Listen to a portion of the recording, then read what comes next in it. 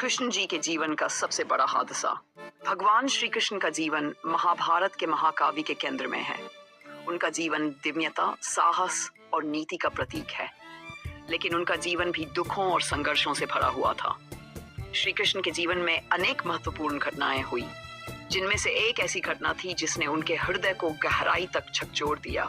वह घटना थी द्वारका के विनाश और उनके यदुवंश का आपसी संघर्ष।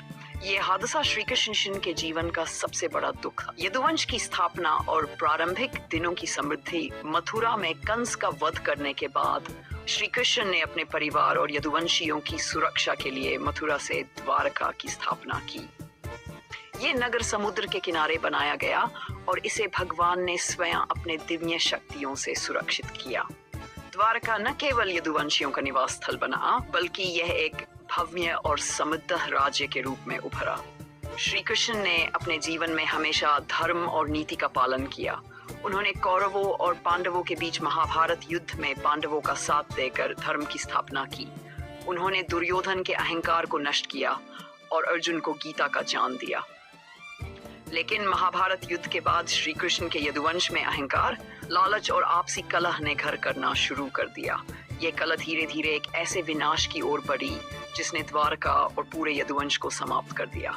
यदुवंश का पतन महाभारत के बाद यदुवंशियों ने एक लंबे समय तक शांति और समृद्धि का अनुभव किया, लेकिन समय के साथ यदुवंशियों के बीच अहंकार और आपसी द्वेष बढ़ने लगा। उनका वैभव और शक्ति धीरे धीरे उनके पतन का कारण बन गया। द्वारका के राजमहल में छोटे छोटे विवाद बड़े झगड़ों का रूप लेने लगे। एक दिन ऋषियों का एक समूह द्वारका आया। इनमें नारद, कण्व और विश्वामित्र जैसे महान ऋषि शामिल थे। यदुवंशी युवाओं ने इन ऋषियों का मजाक उड़ाने की योजना बनाई। उन्होंने एक युवक को शस्त्री के वेश में ऋषियों के पास भेजा और पूछा, हे महात्माओं, यह गर्भवती स्त्री क्या पुत्र को जन्म देगी या पुत्री को? ऋषियों को उनकी शरारत समझ में आ गई। उन्होंने क्रोधित होकर शाप दिया, यह स्त्री लोहे के मूसल को जन्म देगी और यही मूसल यदुवंश के विनाश का कारण बनेगा। शाप की परिणति कुछ दिनों बाद वह युग सचमुच लोहे के मूसल को जन्म देता है। यदुवंशी इस घटना से भयभीत हो जाते हैं और उस मूसल को टुकड़ों में काटकर समुद्र में फेंक देते हैं। लेकिन मूसल के छोटे छोटे टुकड़े समुद्र में बहते थे किनारे आकर झाड़ियों में बदल जाते हैं। इन झाड़ियों से बनी लकड़ियां अंततः यदुवंश के विनाश का कारण बनती हैं।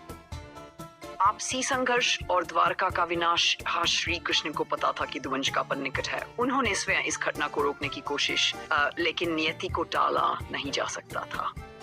एक दिन द्वारका के सभी यदुवंशी समुद्र किनारे उत्सव मनाने के लिए एकत्रित हुए। वहां शराब का सेवन करने के बाद उनके बीच पुरानी शत्रुताएं जाग गई। उनके बीच विवाद बढ़ा और उन्होंने झाड़ियों से बनी लकड़ियों का उपयोग करके एक दूसरे पर हमला करना शुरू कर दिया। यह संघर्ष इतना भीषण था कि कुछ ही समय में सभी यदुवंशी आपस में लड़कर समाप्त हो गए।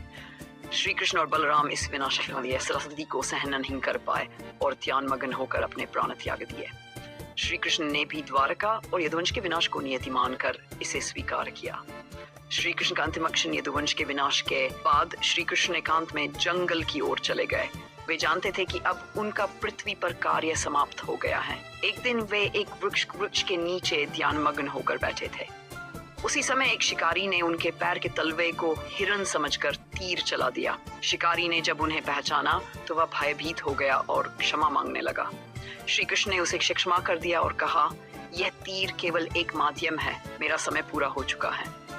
निष्कर्ष, श्री कृष्ण के जीवन का यह हादसा न केवल उनके लिए बल्कि संपूर्ण मानवता के लिए एक संदेश है। यह घटना हमें सिखाती है कि अहंकार और आपसी वैमनस्य से केवल विनाश ही होता है। द्वारका और यदुवंश का पतन यह दर्शाता है कि चाहे कोई कितना भी महान क्यों न हो, नियति के नियमों से कोई बच नहीं सकता। श्री कृष्ण ने अपने जीवन के अंतिम क्षणों तक धर्म और सत्य का पालन किया और अपने जीवन की इस सबसे बड़ी त्रासदी को भी धैर्य और समझदारी के साथ स्वीकार किया। श्री कृष्ण का जीवन हमें ये प्रेरणा देता है कि जीवन में कितनी भी कठिनाइयां आए, हमें अपने धर्म और कर्तव्य से विमुख नहीं होना चाहिए।